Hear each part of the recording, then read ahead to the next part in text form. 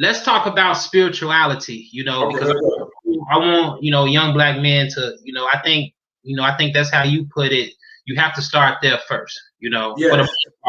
for the most part. So when it comes to your spirituality, how do you go about it? So you obviously you're obviously not subscribing to any religious doctrines. Mm-hmm. So how can a young black male who doesn't have any, let's say he's not even, doesn't have any influence of religion or don't believe, how does he reach a point of spirituality? Well, the thing is, he's going to have to tap in. He's going to have to tap in with knowledge of self. You know what I mean? He's going to have to start to meditate and literally unplug from this matrix source. He's going to have to be willing to unlearn everything that he's been taught and relearn to see who he is. And this is why, when you look at the book, right? Like, I'm hitting the subconscious mind. Like, I wrote the book in such a way where it would be ubiquitous. I wanted to meet a wide range of audiences. Now, we already know colonizers, Arabs, and things like that.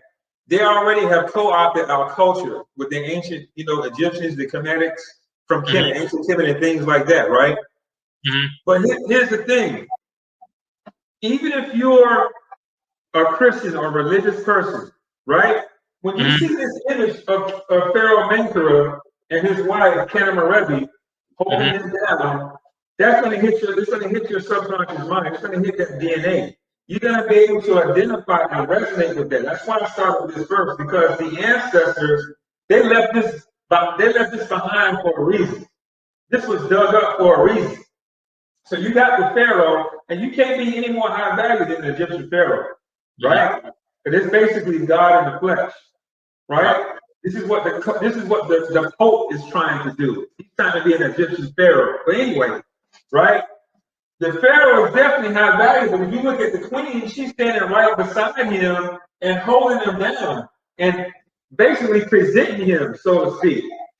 So the queen is validating the king. So if you want to be successful with women and have a woman by your side like this, you have to do the work of becoming a high value man.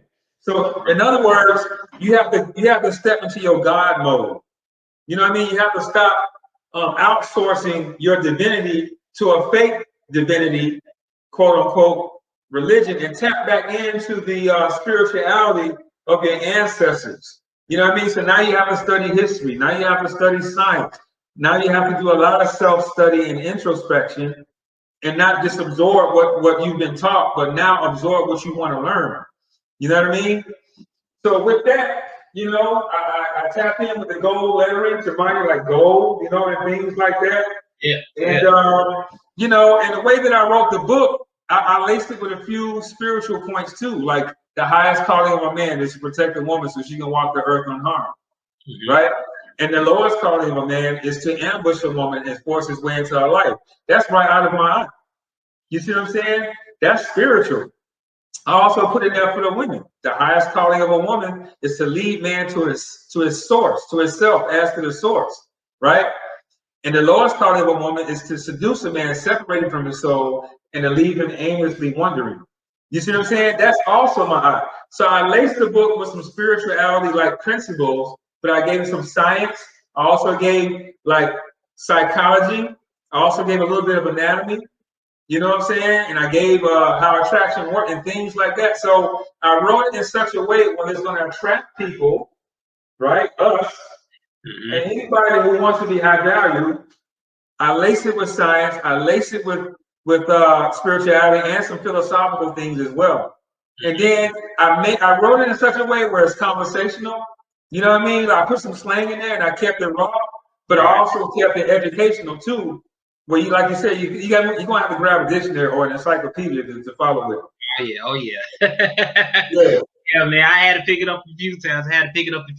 But that's it's kind of like with music. Like you listen to an artist and then they might say a word you don't know, then you gotta Google it or you gotta go about getting that information. So I'm definitely a seeker of knowledge, and by having to do that, that is definitely something that I appreciate. Right. You know what I'm saying? Right. Having words that you got to look up. certain concepts that you weren't familiar with. A lot of things, like you said, you put some scientific things in there when it comes to the hormones and different testosterone with men, estrogen with females, and how that triggers each other sexually in certain ways and stuff. Right. Yeah, it was a real dope read, man. Real dope. Absolutely. Yeah. Real. So, okay, so in the book, you know, your preference when pursuing women, you say that guys, older guys, well, mainly guys, period. I'm not just gonna say older guys for this.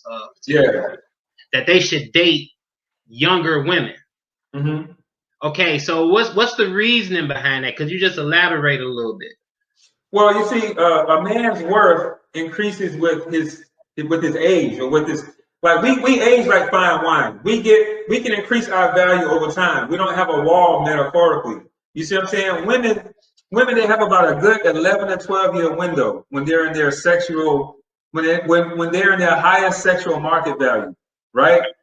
From like 18, when they hit adult 18 to like 30, they got a good 11, 12 years to be in their beauty, in their fertility, right? And in their aesthetics. So they're in the prime of their life. So when they're that young, everybody's coming at them. All these men are trying to get with them. All these men are trying to get with them. They got all these options, right? Then around 30, they say, uh-oh, shit. They kind of hit this metaphorical wall because they know that biological clock is beginning to tick now. So now they're at the top of that apex, and they're going to start to dive down. They start to lose that beauty. They start to lose that estrogen. They start to lose, you know what I'm saying, that edge they had. Right. So with that said, when you look at a man from the ages of 18 to 30, you know what I'm saying, it's not until about 30 years old where you start to say, well, damn, I got some traction, I got some education, you know what I'm saying, I got a career now, you know what I'm saying, like, now I can consider maybe a wife or a family and things like that. Like, a man doesn't really know who he is till about fucking 30. Right. You know, in terms of purpose and things like that. So when you're on this lifestyle of self-aggrandizing, on this lifestyle of becoming your best version, of you know, raising your standard of living, increasing your education, and making that a lifestyle, you're going to always add more value now. You're going to add more value to your bank account. You're going to add more value to your body. You're going to add more value to the people that you're surrounding yourself with, because now you've got all this life experience and wisdom and self-education that makes you more valuable over time if you do this perpetually and make it a lifestyle. And so, as you know, we as men, we can continue to produce offspring to the day that we die. But there's no cap. But you know, women have a cycle. They hit menopause, and then they can't produce eggs anymore at a certain point, and things like that. So that's what I meant by that. It's very important for a man to like date a younger woman, because let's say if a man and woman is 18 years old, right? They both 18. That woman is not going to see that guy with a lot of value, because an 18-year-old man, typically, I'm talking about generally speaking, outside of being a celebrity or athlete or a rapper or some shit like that, like you just finished high school, now maybe you're trying to go to college, or you're trying to get a license or a certificate in some shit, right? To become productive and make a living, right? Exactly. So you're not gonna have a lot of bread. You're probably still living alone, you know what I'm saying, with moms or mom and dad or something like that. Now, most 18-year-old women, you know what I mean, they date motherfuckers in college at 25, 30 years old, you know what I'm saying? Because that man, that older guy, is more established. He's got more value typically than an 18-year-old person, because women are hypergamous. They look for resources and things like that. So the younger a man is, typically, he don't have a lot of resources. The older he gets, he starts to garner more resources. Okay. Yeah. So basically, you know, with males, as they get older, you know, they acquire more knowledge, more attributes, more resources, and that just makes them more presentable in the eyes of a woman. Absolutely. Okay. And then too, real quick, I have mentioned this formula in the book. Like, I saw it from the movie, Malcolm X with Denzel Washington, right? Okay. And Elijah Muhammad said, a man should date a woman who's half his age plus 7. And when I saw that shit in the 90s, you know, I was like, damn. And I thought about it, right? So if you think about it, if you 20 years old, right, half of that is 10 plus 7, so 17. You know what I'm saying? Right. Now, if you're 30 years old, half of that is 15 plus 7, right? So that's 22. You know what I mean? And so if you're 50, that's 25 plus 7, that's 32. And it kind of like naturally works out. It's not like I meet women, I have to, hey, how old are you? And I do the calculation. It just kind of it kind of works out that way. Because psychologically too, women are attracted to men who are intelligent. You know what I'm saying? So they're sapiosexual too. So an older guy got more wisdom than a younger guy. So women just they value older guys a little bit more than you know, guys their age. Okay, so what about like, okay, I'm gonna use myself for an example. Like me personally, I've always liked older women. That's fine.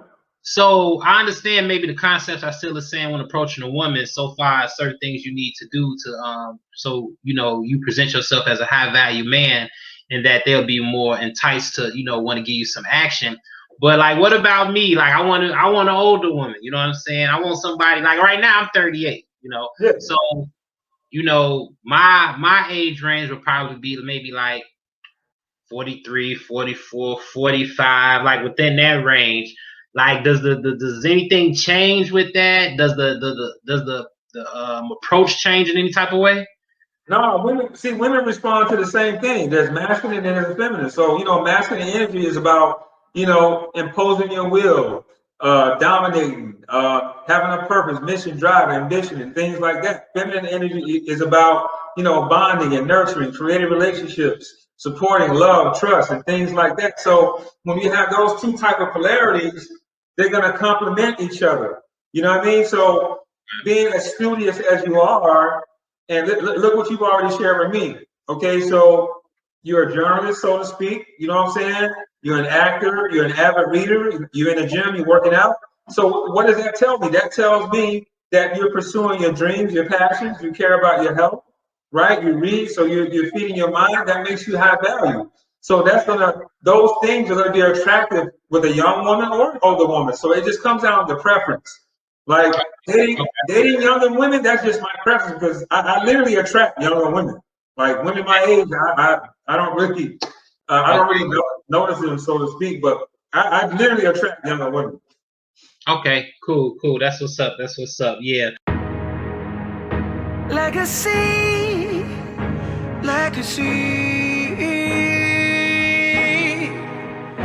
We are on borrowed time, live forever through our rhymes. We do this for our legacy, do it for our legacy. Early morning, sleepless nights, paid our dues and earned our stripes. We do this for the legacy, for our children in the memory. Yeah, I do this shit for my legacy. Came a long way from when I caught my first felony. Police harassing, why they just won't let us be? My nigga Don's home, I'm happy them crackers let him free. The rims on the SUV, got the letter B. With all I've been through, it's hard to find a nigga blessed as me. It's hard to find a nigga fresh as me. But I'ma make sure my 2 sons forever eat. I don't trust niggas, I don't let nobody next to me. I was showing love, nigga thought he was finessing me. I guess we all on borrowed time. My homie ain't having strap, I let him borrow mine. I ain't have my pops around, but tell Carl I'm fine. I'm just going hard on my grind. I got it from here. Got scars on my body, no scars on my mind. So the charts I'ma climb, cause we are on borrowed time, live forever through our rhymes. We do this for our legacy, do it for our legacy. Early morning, sleepless nights, paid our dues and earned our stripes. We do this for the legacy, for our children in the memory. Mankind, where you should retire, we been fire. This one's for Buffalo, shout out to 80 Empire. They always stressing me, they wanna know the recipe, but it was destined, not even prison testing my legacy. Dream to win, I don't judge a movie till I seen the end. My girl asked me, can I be your legacy like Queen and Slim? Stupid lame, mention my name and you'll get super flame. Suck a dick, that's what they'll do for fame or a stupid chain. Face the horror, I'm from the block where you can place your order by the border. Grab up out the Leo from the famous corner. Went to the feds at 20, what you think I'm doing at 16? Shit that you only seen on the big screen. Say your prayer, see your demons at night when they appear. In here, stay on your P's and Q's, you gotta stay aware. Went to prison, served my time, body every word I rhyme. Now the charts I'ma climb, cuz we are on borrowed time, live forever through our rhymes. We do this for our legacy, do it for our legacy. Early morning, sleepless night, paid our dues and earn our stripes. We do this for our legacy, for our children in the memory. Should we do it for Raleigh? Should we do it for our legacy? Yeah. Luke, sometimes I wonder if we wasted all these years through all the blood, sweat, and tears. But I know we didn't. Oh, no, no, no, no. No, no, GGMV tu chunaya. It's our legacy, man. Shit.